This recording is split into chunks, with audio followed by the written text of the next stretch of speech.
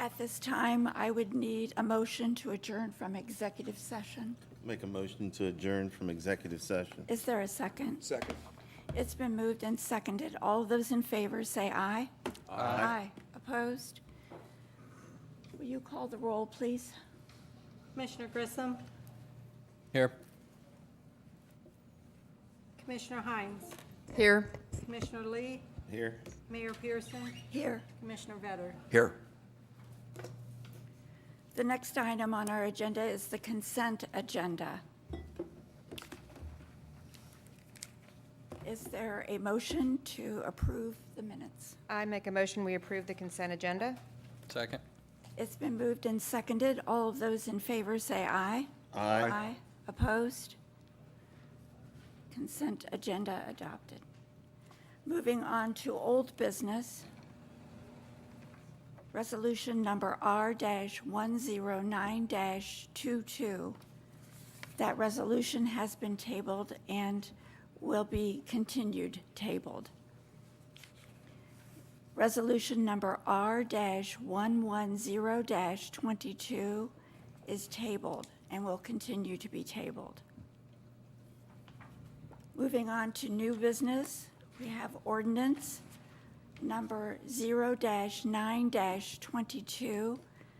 All of these ordinances will require 3 readings. These will be the first readings of each ordinance. An ordinance amending Chapter 50 of the Piqua Code relating to garbage and refuse. Good evening, Commissioners. Yes, the next 8 ordinances before you are code updates and changes. And so tonight, we just wanted to provide a first reading. It's a lot of material so that the commission and the public will have time to look over all of those proposed updates. And we'll talk specifically at the end in the work session regarding rates and fees. And during the second reading, we can provide more update on the actual code language changes at that time. Okay. So what I'm hearing is that we don't take each ordinance You will have to. separately. You have to read each ordinance separately. Okay, so ordinance 2, number 0-10-22. An ordinance amending Chapter 51 of the Pickle Code relating to sewers. Yes, hello. As Amy mentioned, this section 51 is in regard to sewers for the city of Piqua. And more detail will be provided in the work session. Thank you. Number 3, ordinance number 0-11-22. An ordinance amending Chapter 53 of the Pickle Code relating to water.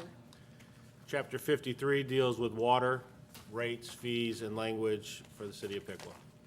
Do you mind just taking a second and trying to explain, because I know we formed the new utility committee, just a little bit of background about that and how that kind of applies to this, just so people have a little bit of information on where we came Yeah, so from? we've had a couple, we have had 3 utility board meetings started over the summer. And so when these ordinances come up, we're sharing this language with the people on the utility board. I believe there's 4 or 5 residents, myself, Amy, and our administrative staff. So we share this with them by emails, and then we talk about them at the meetings, and we go over anything, and we take their suggestions as we're rewriting these ordinances. Okay, I appreciate that, because I know the utility board's a new board, and we've mimicked a little bit after the power board, seen how some of those have run, taking a lot of citizens' input and looking at a lot of the policies and codes, and, that way, we do have different representation throughout the city in reviewing these different codes as well, too. Yeah, and they have, we've taken some of the suggestions that that board has come up with, so I think it's working. And I also wanted our citizens to know we have at least 1 or 2 commissioners that sit on that utility board. I know that I'm on Commissioner it. Grissom does. Commissioner Lee, are you on that? No, Commissioner Foat was. Commissioner Foat? James Vetter does show, James Vetter and Chris Vetter. are Okay, great. attendees. I just want to make sure the citizens knew that too, that they were there. Yes. So, thank you. Going Oh, I just said thanks. Going forward, number 4, ordinance number 0-12-22. An ordinance amending Chapter 56 of the Pickle Code relating to stormwater management. Yeah, this is Chapter 56 regarding the stormwater. This chapter did have a little more language, additions, some clarifications over the last 7 or 8 years. We have had a new permit.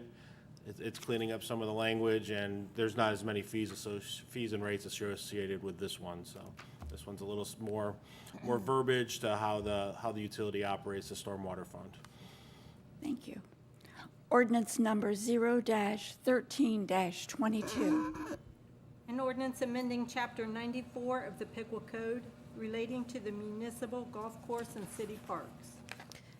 Yes, Commissioners, Chapter 94, dealing with the golf course and parks, also goes to two separate boards. The Golf Advisory Board took a look at this chapter along with the City Park Board. Ordinance number 0-14-22. An ordinance amending Chapter 150 of the Pickle Code relating to building regulations, Appendix Table A fee schedule. Good evening, Commissioners. This ordinance pertains to the building code section, and the amendments that you'll find in the proposed revisions really relate to bringing the fee schedule up to be current with the relationship we have with the Miami County Building Regulations Department, who is the entity that actually administers the building code. Ordinance number 0-15-22. An ordinance amending Chapter 151 of the Pickle Code relating to subdivision regulations, Appendix Table A fee schedule. Once again, this is related to the subdivision section of the code. The fee schedule is the primary focus. Some language that was out of date is also being amended to reflect the department that's responsible. The fees are based upon a fee analysis that was conducted to determine the actual number of personnel hours that is required to process these permit types, and that's how the fees were arrived at. And ordinance number 0-16-22. An ordinance amending Chapter 154 of the Pickle Code relating to zoning regulations, Appendix C fee schedule. Here again, a minor edit in terms of identifying the proper department responsible for administering these fees, and then the fee schedule itself updated to reflect the actual cost to the city to provide these services. Okay. Once again, these ordinances will be read second reading at the October 18th commission meeting. Thank you. Moving on, resolution number R-112-22. A resolution for consent to award a contract to Kinnison Excavating for construction of the 2022 manhole replacement project. I believe we skipped one. Oh, did I? Yeah. Yeah, R-112-22 is for the finance policy. Oh, you're right.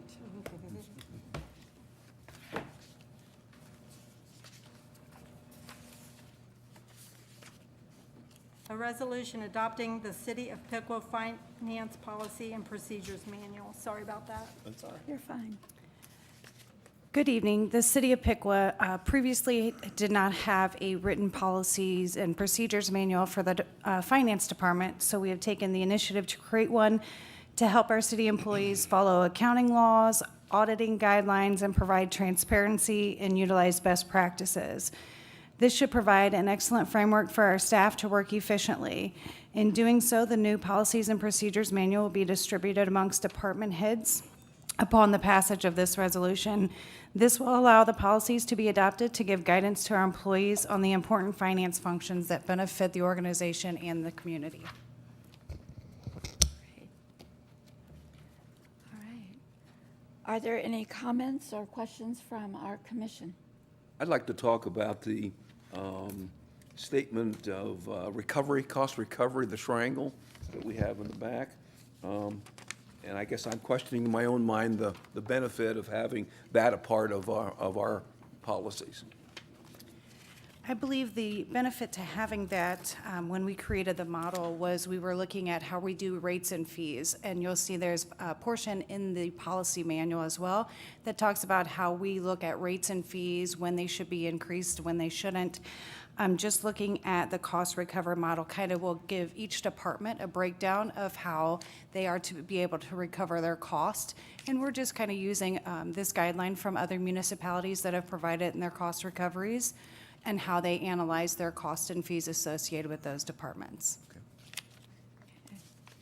So if you happen to disagree with that, then the answer is a no vote, right? Yes, everything's up for discussion? Thank you. Are there any other comments or questions? Are any of our I got one. citizens? When putting together this policy, was there anything that you saw or standard current practices that you updated or changed that were substantial? No, actually, the finance department overall has been handling a lot of these processes the way that they are because they are based off of audit processes on an annual basis as well as following county guidelines, state laws, things of that nature. It's just a matter of putting these things in writing. We also compared to other surrounding municipalities such as Sydney, Troy, Tip City. We even went into Beaver Creek, Kettering, and some in Columbus to try to look at some of their policies, make sure we're all on the same page. More of a reference for staff and to hold accountability? Yep. Okay. The cost recovery model, who around us has something similar to that? The cost recovery one, I believe, actually came from Virginia, Dublin. Dublin had one where they utilized the pyramid triangle as well as we used one in Virginia in terms of the actual picture itself.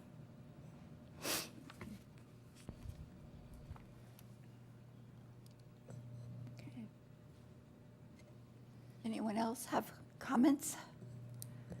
How about our citizens? Any comments from our citizens or questions?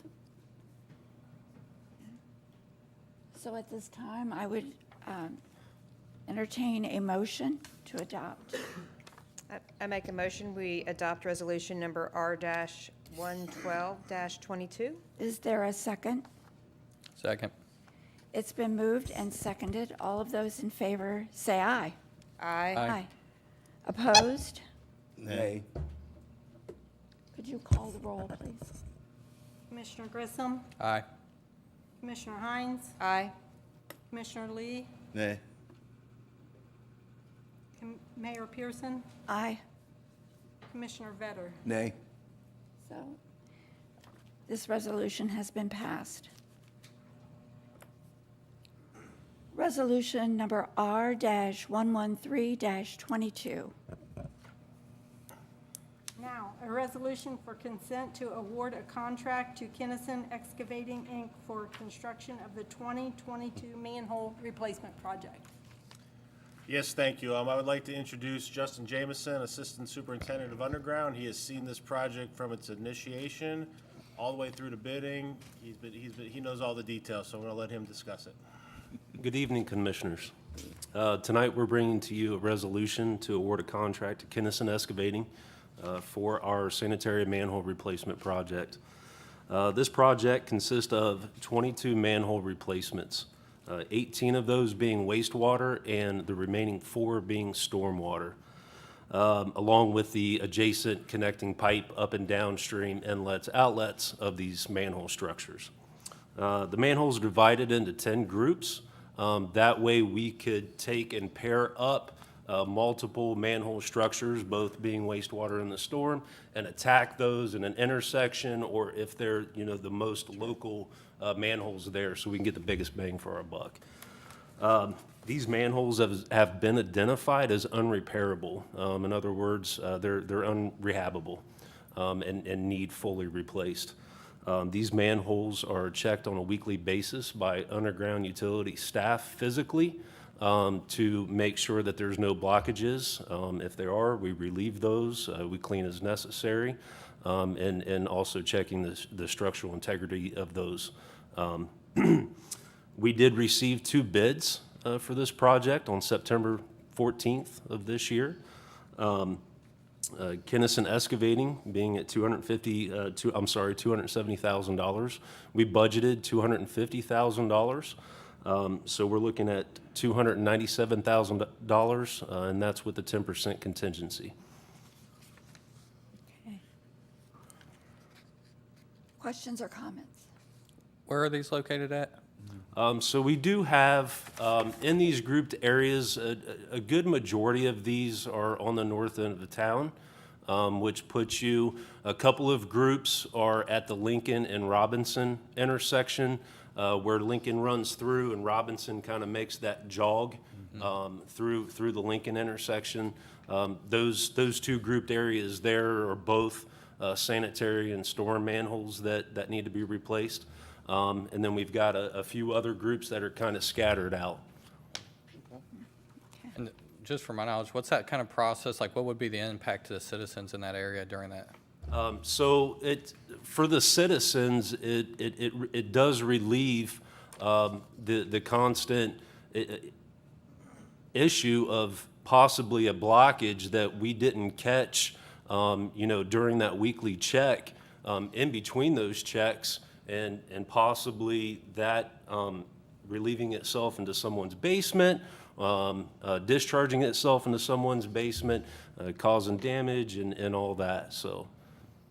Would the streets or closures or any of that be impacted as well? Yeah, absolutely. So we have gotten with our engineering department, and we've looked at, these groups are in roadways along with alleys. We'll be looking at school bus pickups, drop-offs. This is all residential traffic, so we're gonna make sure that our contractor works real close with our engineering department along with myself, and just do a full road closure there and follow that process with notifications well ahead of time, letting all the residents know that'll be impacted within that closure, that this is going on, with contact information, if they have any questions or concerns. Okay. Thank you. Did I hear you say that those residents in that area will be notified? Yes. That that's going to Yes, take place? through that, the maintenance of traffic or road closure permits, so the road closure and the alley closures. Okay. They're giving, at a minimum, a 2-day, 48-hour notice on that. Okay, all right. And when was this planned to commence? Hopefully, if it's awarded this evening, we can proceed with the contractor and discuss their schedule. They do have a deadline up until April 30th of '23. Okay. Do you have like a rotating schedule where you identify the worst of the worst and then you continue other areas, or have you already? So this is actually the first that I've been involved with in my time with the city of Piqua, of an actual full manhole replacement that's existing. It's in our system. So outside of the new construction. Follow up on that, we surveyed 600 of our stormwater manholes, a project you guys approved last year. We just got those results back, and it's looking like 19 of our stormwater manholes are in the same condition where they need replaced. So to answer your question, yes, there was 19 more identified on the stormwater side, and we're gonna keep identifying. We looked at 1/3 of all of the stormwater manholes last year. We're gonna do another third next year, the last third the following year. So this will be probably one of these every year for a couple of years, attacking the worst of the worst. All right, thank you. And to kind of add to what Kevin said, those can help us identify if those can be rehabbed. They're at a certain point to where, yes, we can repair this and we can do that, versus going and doing a full replacement. But yeah, putting those together and defining what we have. Great, thank you. And then final question, I know it's more than budgeted amount. Normally we'll have proof of funds to cover that additional amount. And Yes. that's correct? We do have Yes. those reserves? Yes. Okay. Thanks. Thank you. Any other comments? Citizen comments? Hearing none, is there a motion to adopt resolution number R-113-22? I'll make a motion to approve. Is there a second? I'll second. It's been moved and seconded. All of those in favor say aye. Aye. Aye. Opposed? Resolution number R-113-22 is passed. Resolution number R-114-22. A resolution authorizing the city manager to enter into a vehicle transfer agreement with the city of Centerville, Ohio for the transfer of waste vehicles. Good evening, Commissioners. From time to time, we at the city collaborate with our partners at other municipalities, and one of the entities that we've been in discussion with has been the city of Centerville in regard to our solid waste fleet. What has happened is since the city of Piqua, we converted over to the automated side loaders for the majority of our collection. We have a surplus of rear load vehicles. So we were in the process of thinning out the number of backup vehicles that we had. And the city of Centerville approached us that they were in need of a backup rear load vehicle. And currently we do not have a backup automated side loader since we just purchased 3 new vehicles. So it was discussed to basically make a swap.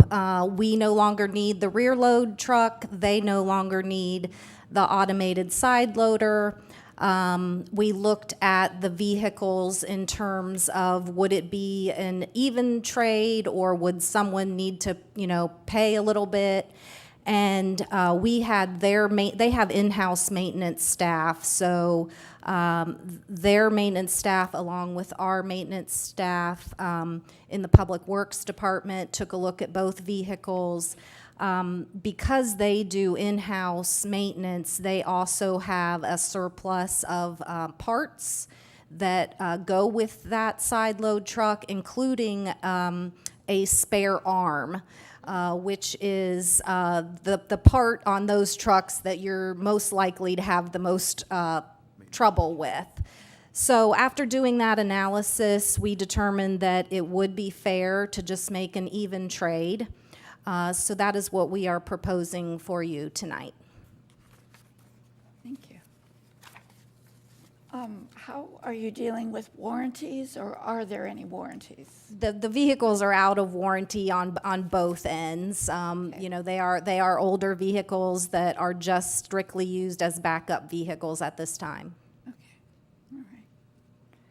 Any other comments or questions, Commissioners? Any of our citizens have comments or questions? All right, then I'll need a motion to adopt resolution number R-114-22. I'll make a motion. Second.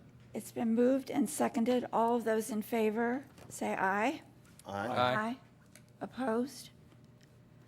All right, motion carried. Resolution number R-115-22. A resolution authorizing the city manager to enter into an agreement with the Miami County YMCA Piqua branch.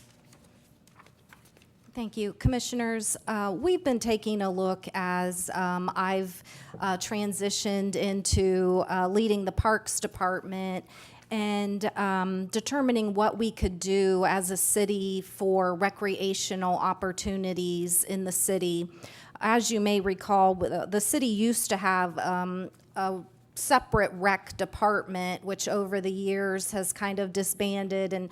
And right now, we're really in a time period where the Parks Department is strictly focused on maintenance of our parks facilities. We know that there's a lot of facilities and things that need addressed in the parks, and we're working very diligently to make those upgrades and make sure that our parks facilities are in great condition.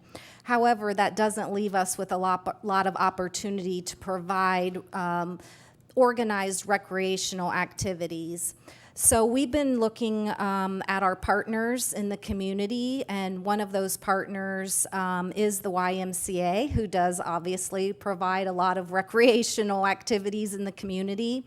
And we felt that it would be a great opportunity for the city to partner with the YMCA, and in particularly in light of the fact that we did lose the community swimming pool.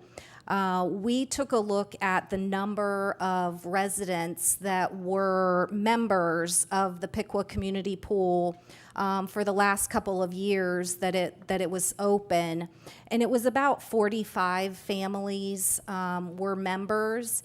And so taking a look at what the YMCA can provide, they already have a very robust program in place to assist citizens in becoming members of the Y, those folks that couldn't afford a membership. And so what we're looking for tonight is to not only support the YMCA in their over $20 million investment they're making into the community with the new Piqua branch of the YMCA. We want to support that project, and also make a 3-year commitment to supporting the financial assistance program, specifically so that members of the Piqua community can become members of the YMCA. And I wanted to recuse myself from this particular resolution because I am an employee at the Piqua YMCA. And I will need to do the same, as I am also an employee of the YMCA. So, Mayor any other Pearson? questions? I was going to say, I wanted to make a comment. I am really, really excited about this agenda item. I have spoken to Jim McMacken about this long before I was ever on the commission. A community that I lived in had in their city budget money that they sent to the Y in order for every teenager, school-age child to go to the Y for free. And I see this as a beginning of offering that to our community. Our kids need some place to go. They need something to do. So I'm really excited that we are stepping out and partnering with the Y. I think collaboration is great, and the Y does great work for our kids all the way up to our adults, but especially our children. I think this is really exciting to see what this can do for our community. So just wanted to say that. Jim, would you like to come forward and say a few words? And Steve. I'm Jim McMacken, Director of the Miami County YMCA. You got a partner with you. What's that? You got a partner with you there. Steve Staley. Steve Yep. Staley, He's our citizen.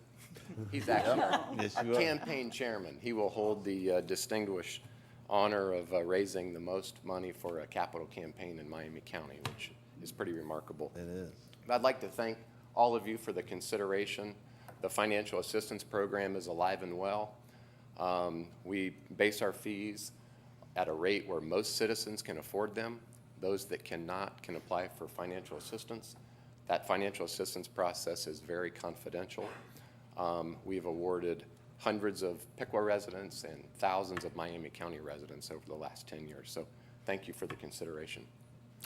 And I'll add, from the perspective of the capital campaign, we've been through a number of different goal increases as we've dealt with COVID and supply chain issues and so on.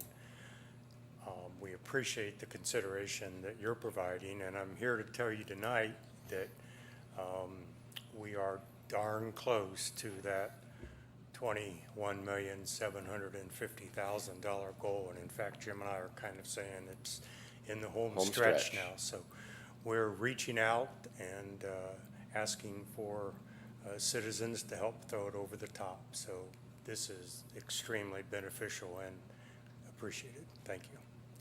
Thank you all very much. Can you all make, if there are people who want to donate, because obviously money is still needed, is there a place they can go, or where can they get that information? Sure, you can go on our website, MiamiCountyYMCA.net, go to the capital campaign page. There's an easy online donation portal. We have pledge forms at the Y. You can call me at the Y. You can email me at the Y.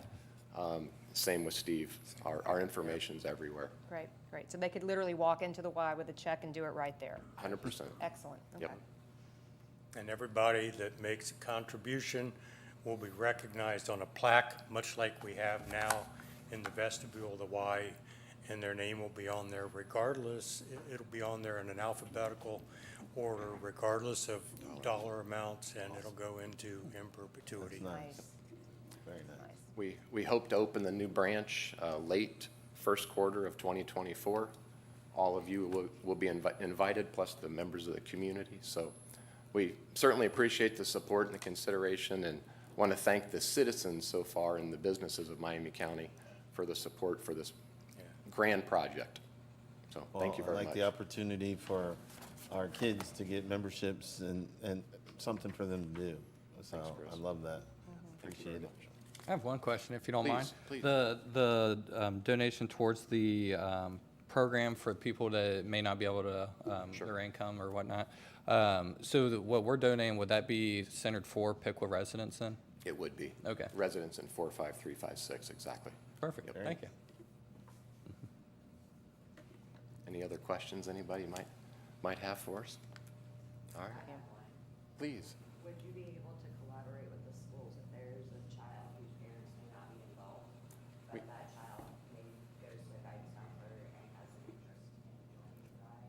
Absolutely. Collaboration between the school and their parent is willing to take that step? We don't have a current collaboration for that process, but we could. Our membership applications do require the signature of a legal guardian.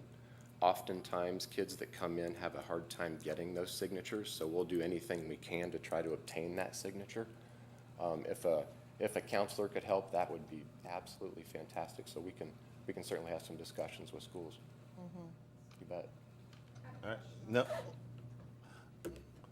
What's your question? In providing assistance for membership, do you have any assistance for specific programming? Say you have a student who wants to be part of the gymnastics program, or they want to be part of the swim team. Sure. Do you have anything to help offset those costs? Because those Sure. can be pricey at times. So when you become a member at the Y, you receive member pricing. Member pricing is about a third of what non-member pricing is. So when an individual receives financial assistance and they become a member, they receive those member rates. If those member rates are still unattainable, we also have a process for providing assistance for those program fees. Yep. All confidential. Thank you very much. Thank you all. very much. Appreciate Thank it. Thank you all very much. Any other citizens have any comments on this resolution? Come on. I know it, and I was not happy about that. Oh, okay, sorry. Dave Fishback, West Green Street. What are the actual numbers? I'm for it. I'm not trying to complain or No. anything. I'm just saying I haven't heard what are the numbers, where does it come out of, that kind of stuff, as far as the program. General fund is what, and that's listed. Yeah, so what we're proposing is $100,000 go towards the capital improvement project, and then $25,000 per year into the financial assistance program. And where that funding is coming from, we actually way over budgeted for the demolition of the Piqua swimming pool. So we had budgeted around $400,000, and because of some of the savings that the contractor realized, the contractor that we utilized for the demolition was the same one that worked on the YMCA. So because the two projects were so close in proximity, we got a fabulous price of less than $100,000. So we have a surplus of money that can go towards this. And I would like to add with that, it was a win-win for both of us, because the idea was the why they needed someplace to take the dirt, and we needed some way to demolish the pool. So that was one of the reasons why the price was so low. Yes. Great question. Yeah, Good it's a great question. Thanks, Dave. Any other comments on this resolution from the citizens? If not, I'll make a motion. If not, I'll accept the motion. Go right ahead. Yeah, to approve resolution number R-115-22. Second. Moved and seconded. All those in favor? Aye. Motion carried. Back to you, Mayor. Thanks, Chris. Thank you, Chris. You're welcome. All right, resolution number R-116-22. A resolution authorizing the law director to petition the Board of the County Commissioners of Miami County, Ohio for a change in boundary lines of Washington Township. Whenever you have an annexation into a city, you have to ask the county to change the boundary lines between the township and the city. And with regard to the annexation that we had last meeting, this is solely just to move those lines. That's all it would do. Are there any comments from commission? Are there any citizen comments? What boundary are we? You gotta come to the podium, please. So currently, the property is included in Washington Township. So what this does is removes the property from Washington Township. for the Right, which that was- property are we talking about? The acreage that was annexed at the last meeting, 663 some odd acres out on 25As.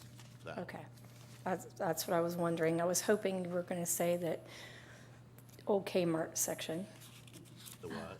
the old Kmart building. we- We could get that annexed into the city, I'd really like it. So that whole plaza could be just plastered to the ground except for Hem's glass, Yeah, on- so that we can get rid of the riffraff out there. Because I live in Washington Township, so thank you. Any other comments? All right, then I'll accept a motion. I'll make a motion, adopt resolution R-116-22. Is there a second? Second? It's been moved and seconded. All of those in favor of this resolution, say aye. Aye. Aye. Aye. Opposed? This resolution has been passed. Okay. Now we're going to move on to public comment. This is an opportunity for citizens to address the City Commission regarding agenda items, issues, or to provide information. Comments are requested to be limited to 5 minutes, and specific questions should be addressed to the city manager's office. The city manager's office will respond to those questions at the following meeting during the city manager's report. We'll have the city manager's report or public comment. Anyone want to make public comment?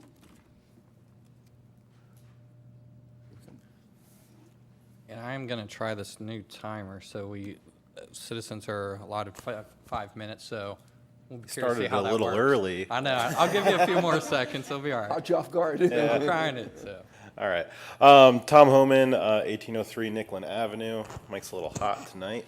So I have two things I wanted to talk about tonight. I would again thank the commission for continuing to table resolutions related to the strip mine. It's clear that you guys are continuing to give the strip mine the careful consideration that it deserves. In response to some things that were stated last meeting, in response to many of the environmental and safety concerns that the public brought to you, it was mentioned by the commission that many of those safety and environmental issues would be handled by state and federal regulators and state and federal agencies for environmental and safety compliance. As you are continuing to consider these resolutions relating to the strip mine, consider the many EPA Superfund sites throughout the country. Superfund sites represent locations of extreme environmental disaster, often rendering the area completely uninhabitable. Many of these Superfund sites are former mines that were regulated by the same state and federal agencies that were mentioned as overseeing and regulating this strip mine project here in Piqua. So it is clear that regulatory agencies are not enough to prevent environmental or safety disasters. None of you on this commission can control how these agencies regulate strip mines or guarantee that the miners will always follow the regulations listed.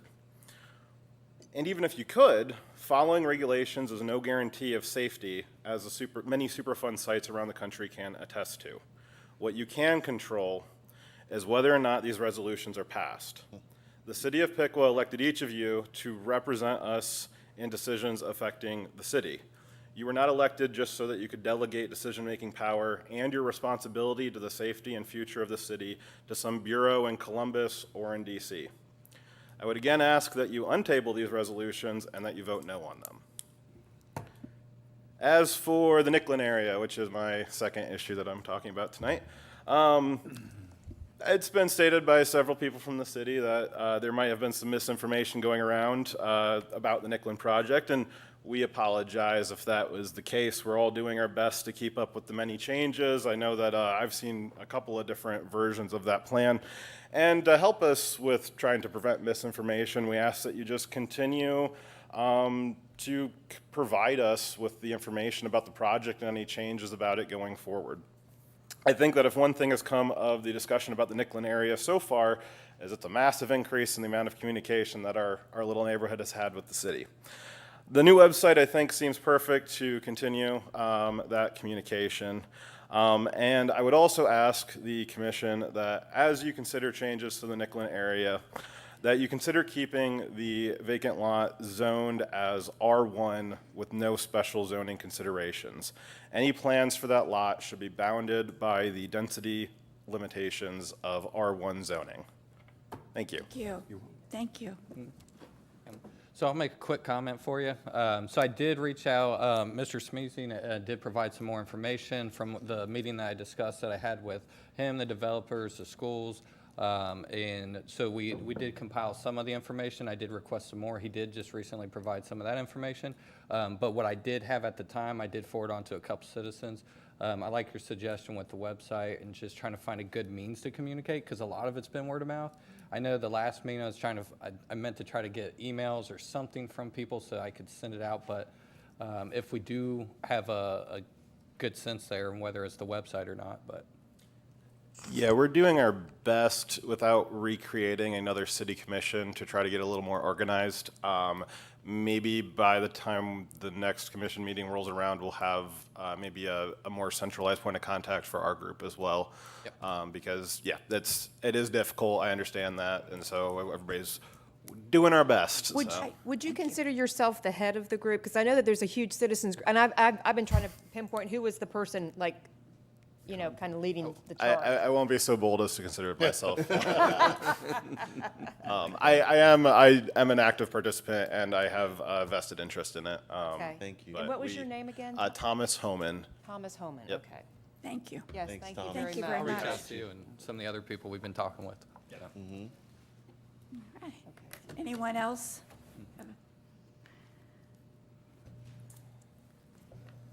Hello, I'm Valerie Mulliken. I live on Piqua Clayton Road, Washington Township. I am a Piqua resident, but I am outside of the city limits. I'm still a Piqua resident. I've been born and raised here. I am the Director of Operation Veteran and Caregiver Support. I've been here and talked to you guys in the past. I'm here to give you guys an update on what we're doing, where we're going, how we'd like to share with the commission and anybody else here in the room that would be interested in seeing what we're doing. We are celebrating our third year as an organization. We serve veterans, their families. We also serve active duty military and our National Guard units here in the area. And I can't even say here in the area, you guys, I serve anybody anywhere in the United States that has an issue. I actually had somebody contact me from Japan, living on a military base there. So we find the needle in the haystack. That being said, we launched our muster in Mingles back at the beginning of this year, which is a non-alcoholic environment for veterans and their families to come in, get a meal, and have a guest speaker. A couple of months ago, we had 2 months ago, we had a guest speaker that came in that from the Dayton VA Medical Center who saw what we were doing, and they had been working, trying to get together a suicide prevention coalition here in Miami County for over a year without success. They approached us and they have asked Operation Veteran and Caregiver Support to collaborate that effort to develop a suicide prevention coalition. In starting this process, we're just about a month in now. We've discovered that it's going to become a tri-county coalition because of the numbers and because of the carryover between Darke and Shelby County. That being said, I've also brought with me the crisis line information on a card that I'd like to pass out to everybody. I don't care who you are. Everybody should take one of these cards and put it in your wallet. Whether it's a veteran or not, there's a crisis line number on here that anybody can use. We are going into the winter season. This is when we see an uptake in suicide. It is also a time when we see seasonal affected depression. They don't have to be suicidal to call a crisis line. If they need to speak to somebody, they can call this number. For veterans, they would call the number and they'd press the number 1. It'll be plugged right into the Veterans Administration. With that being said, currently the numbers that we know for a fact are being noted. Currently, we are at 44 veterans a day committing suicide, with more than half of those being of the Vietnam era. That is an atrocity, when at the end of 2019, we had 17 veteran suicides a day. We were getting better from the 22, and we are now at 44. We need this more than anything. So I'm coming to you tonight to ask all of you to give us your support. And if you have anybody that would be interested in participating in our coalition, I would like to have their information so that we can include them.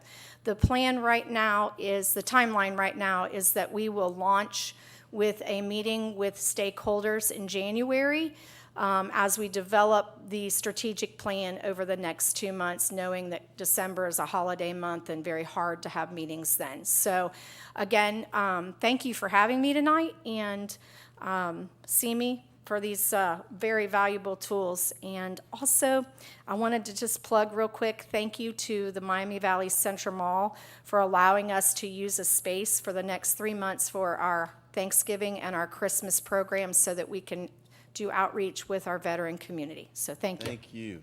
Thank you. Thank you. Any other comments?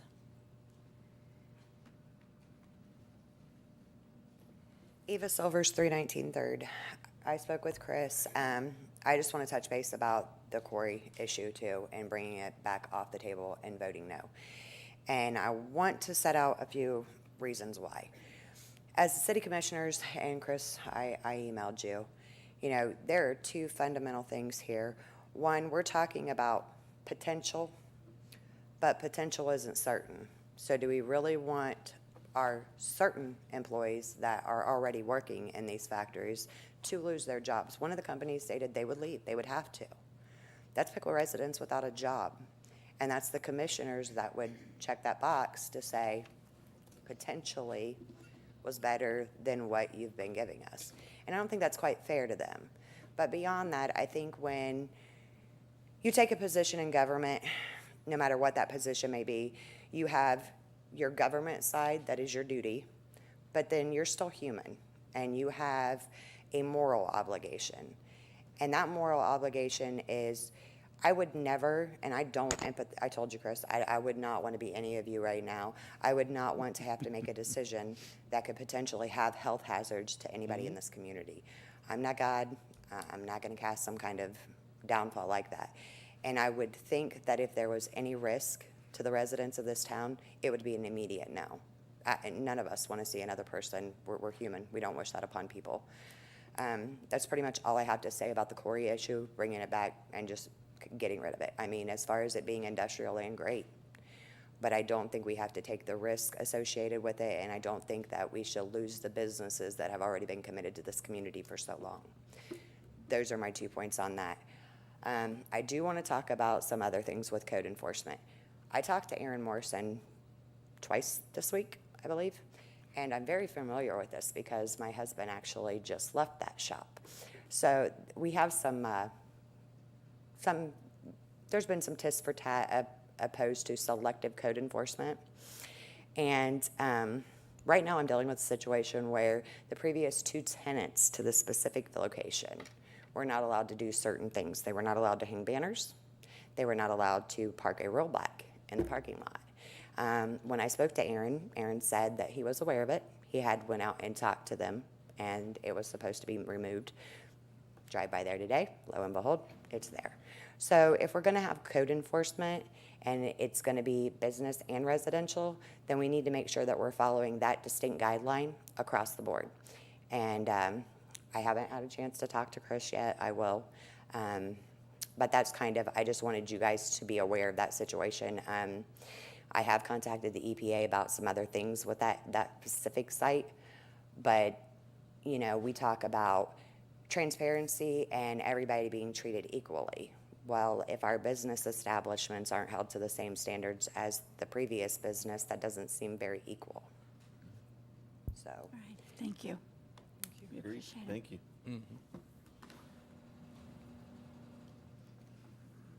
Any other comments?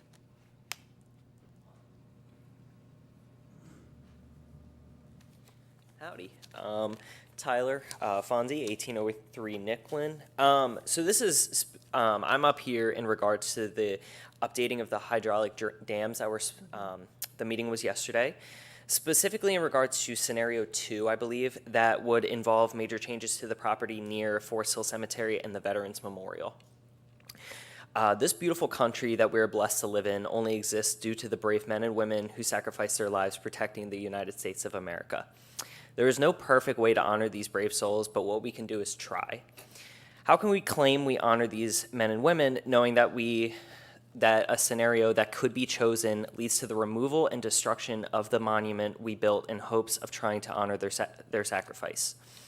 From removal of the William H. Pitzenbarger plaque describing the heroic actions of a Piqua High School alumni who chose to join the Air Force in 1963, sacrificing his life to save his wounded airmen during a medical evacuation mission in Vietnam, to the beautiful monument listing the souls who gave their lives during multiple different wars, just to know that the next generation can wake up every morning in the country they loved, as well as the town they loved, the town known as Piqua.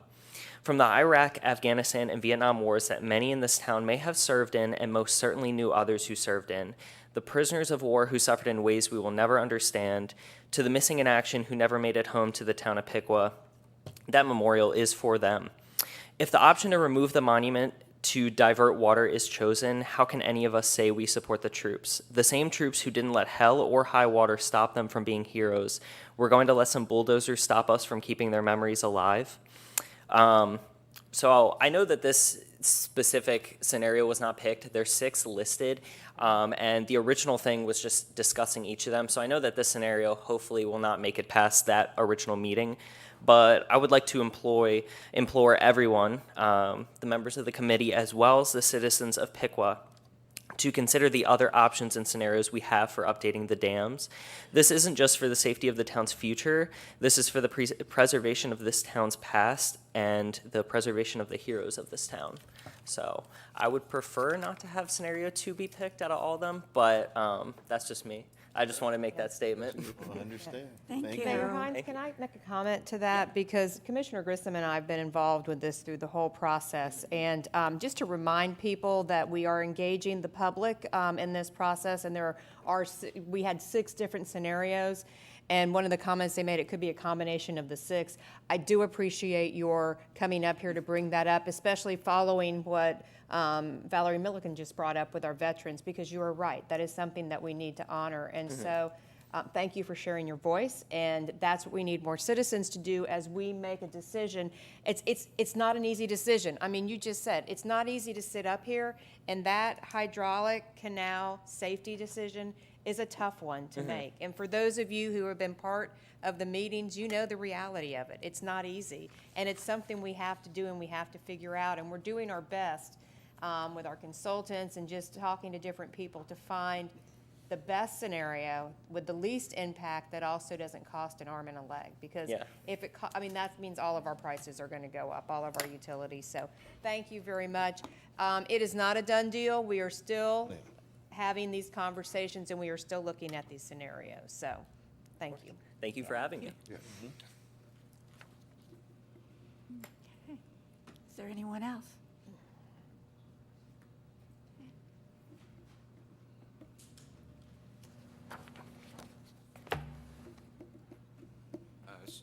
Steve Elliott, 1218 Walker Street. I would also like to reiterate that I vote no on the tabled amendments or whatever they are.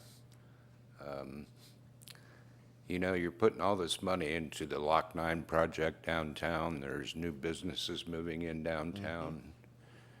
We've already got one gravel pit we have to drive through on the way to Piqua. We don't need two. So I just wanted to point that out. There's a lot of fine businesses out on Fox Drive, all the way from Fox Drive into Piqua. Some have already expressed concern. And I venture to say if you took a poll of the citizens of Piqua, I would say the vast majority of them don't want a gravel pit out there. I realize it's maybe a foregone conclusion, but just think of the citizens. Secondly, I'm also on the Nicklin Avenue, Wilder. I'm in that area. We've been holding neighborhood meetings. Again, we had one Monday evening, and it was pretty much said that nobody knows what's going on with it. We just need more information, Chris. And last but not least, I would like to congratulate Mr. Smeezing. There was a very nice article in the Dayton Daily News Sunday about his son down at UD. And I assume that's your younger son playing for Piqua High School. So you've got two great kids. That's all I've got. Thanks. Thank you. Thank you. Anyone else?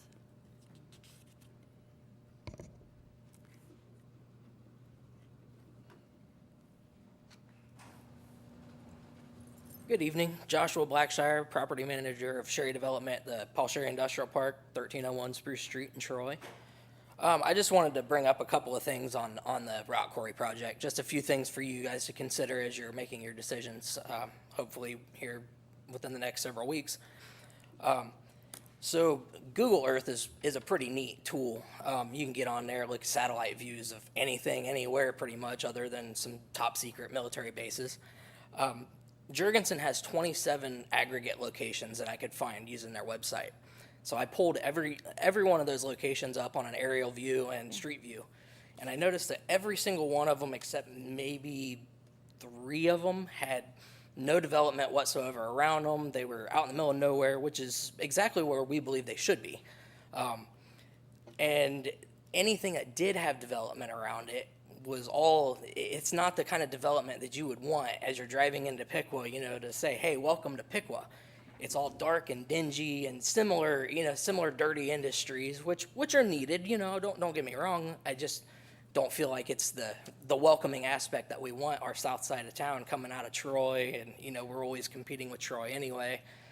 We don't want that dark and dingy atmosphere. We want, like we've got now, the real colorful industrial parks with green grass, not gray grass. And I noticed, though, on one of them that there was a location in Huber Heights, which they've cited in some of their studies and such. And I did some digging on that, talking with their developer for that shopping center there. And that shopping center went in 1995. And I noticed that the rock quarry didn't start their construction until 2007. So just something to notice is that when you go through and look, is that the stuff that's been developed around was all where the rock quarry had shoehorned their way in there, and they didn't, they didn't start, and developers didn't just say, oh, look, there's a rock quarry. We're going to come in here and develop right around it. Something else I noticed, too, is I run the Piqua, Ohio group, well, one of the Piqua, Ohio groups on Facebook. We've got 7,000 members, something like that. We noticed that about everybody that's commented has been against this issue.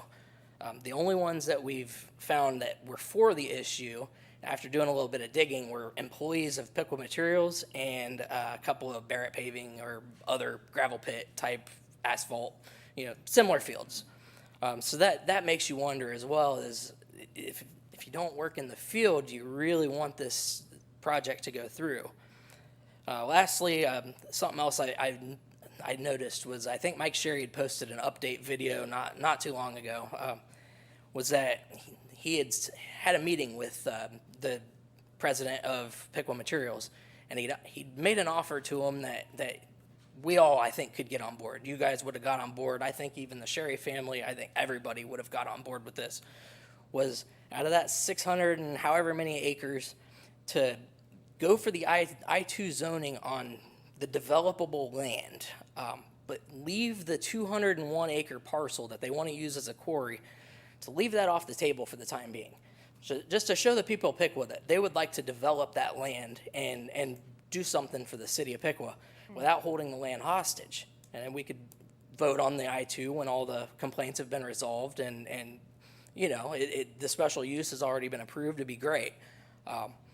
And he said they refused, which tells me that they're doing this intentionally to hold that land hostage because they know that we want to develop it. But they won't let us develop it unless they put their rock quarry in there. And that scares me. You know, I feel like I don't think they have any intentions of developing it. And I think that's one question that you guys should probably ask is, if they were to develop that land, how much are they going to ask for those lots? How much are they going to ask for rent? I bet they can't give you an answer because I don't think they have any desire whatsoever to do it. And maybe tonight when you leave here, you could ask Mr. Schmeezing. You know, I know he's had several meetings as the economic developer. Maybe they have talked with him that, but I think those are important questions for you to ask. Thank you. That's all I got. Thank you. Thank you, Josh. Anybody else?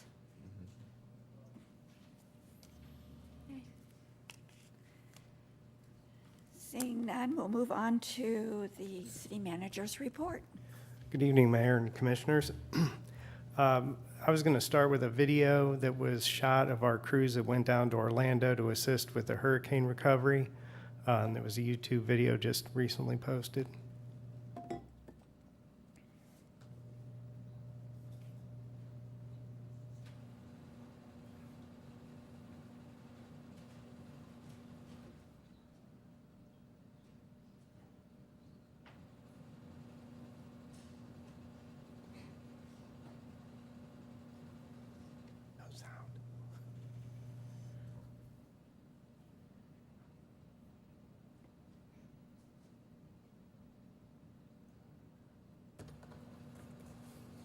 We still don't have sound.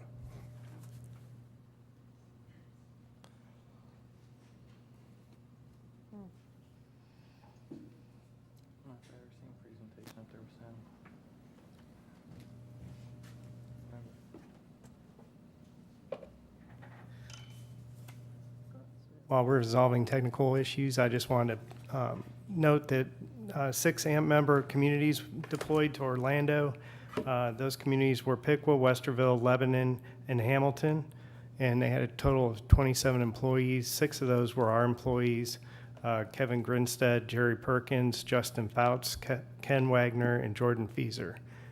They were down there for the efforts, and they came home on Sunday. And thanks to the Dayton news media who neglected us from the coverage, indicating that we'd made that donation. They seem to remember that the Dayton, the old Dayton Power and Light people went down, but they just didn't seem to mention us. Funniest thing.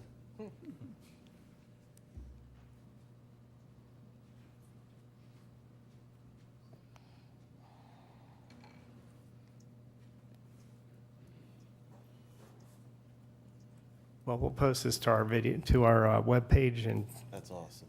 Yeah. That's yeah, great. just a big thanks to those guys. Yes. And then lastly, for my report, just an update on the paving out on Ash Street. There's night paving continuing tonight and tomorrow.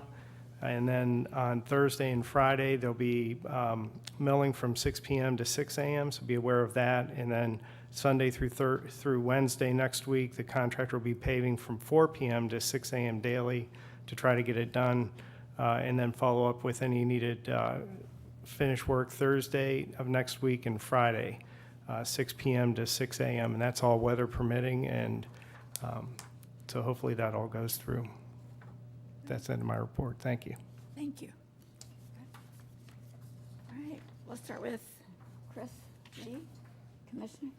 I want to congratulate the Pickle football team because they keep winning. They are amazing. I mean, they had a little stumbling block, but they're doing well.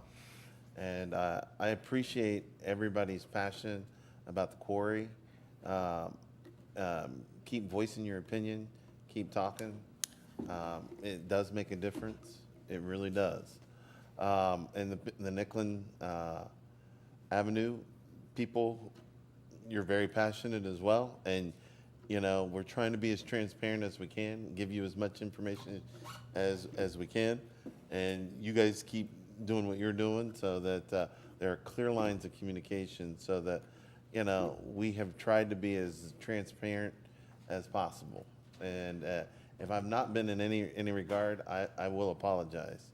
You know, I promise you. Trying to think. On October 24th, it's a Monday night, myself and Lehman's head basketball coach, Pat Carlisle, and his staff will be guest bartending at the Scottish Thistle. Please come and visit us. The proceeds from that will go to the Lehman boys basketball team. I just crunch numbers for them and help them out, but lots of kids in Piqua go to that school and participate in it as well. So other than that, I don't have anything to say except we still want to be as open as we can be, as transparent as possible, and give you guys the information that you need so that we can be the best commission for you guys. We're here to represent your interests, and you're letting us know, and I appreciate that. I really do. Thank you. What day did you say you would be at the Scottish Fest? October 24th. It's a 24th, Monday. okay. So it might be no, I don't think the Bengals play on that. So I'd like to go and watch the Bengals lose. But no, I didn't say that. I didn't say You'll be serving Pepsi as well. I'm not a as- Bengals fan. I'm an Eagles fan. Sorry. You'll be serving Pepsi as well. Pepsi as Yes, well. we'll serve you Pepsi, water if you want. But just come visit us. 4:30 to 9. So I will I'll buy your first round of water. Yes. Yes, I will. Yeah, well, it's gonna cost. You're right about that. All right, so that's all I have. I bring greetings from the Piqua Neighborhood Improvement Group, the neighborhood associations. My comment from this week is look out your windows. Know what's going on in your area. If you're like me and you have to get up in the middle of the night, look out your windows because the police want to know when something suspicious is happening, and they're not opposed to receiving those calls. So that's my tip from the Neighborhood Improvement Corporation. Thank you. All right. Commissioner Keith. Again, I was just going to mention about the hydraulic meeting. You can look at the website and get on the, there is a specific website for the Piqua hydraulic safety study that we're doing, looking at what possible scenarios we can do for that. So I too echo other commissioners' comments. I appreciate the citizen engagement. I appreciate the way that you all have put together your thoughts and brought them up to us on all of these issues, because there's a lot going on in our community, and it always helps to hear from our citizens so we really know where you're coming from as we try to make the best decision we can for our citizens. So thank you very much. Mr. Grissom. Thanks. I was going to echo the same thing. We had a really great turnout last night. A lot of people asking a lot of good questions.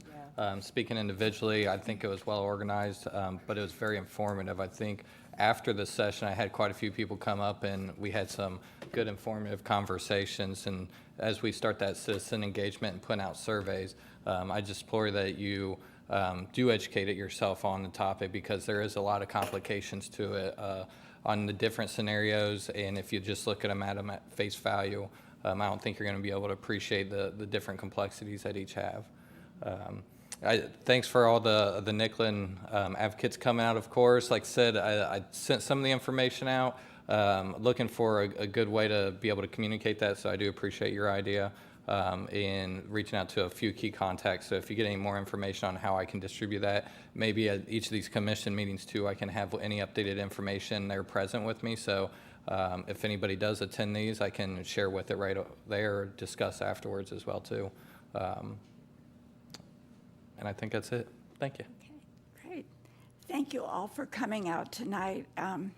Your input means a lot. I love how you're all well organized and you make great comments, important comments that we need to consider. There are a lot of things going on downtown, coming up, events. Harvest Days, downtown Piqua Merchants Fall Open House will be Friday and Saturday, October 14th and 15th. So look for the notice on that. There'll be a lot of merchants and people out and about enjoying this harvest weather. I don't have anything right now, but what else I'd like to do is have a motion to adjourn from our commission meeting going into our workshop. So moved. Second. It's been moved and seconded. All those in favor say aye. Aye. Aye. Opposed? We will now go into our work session.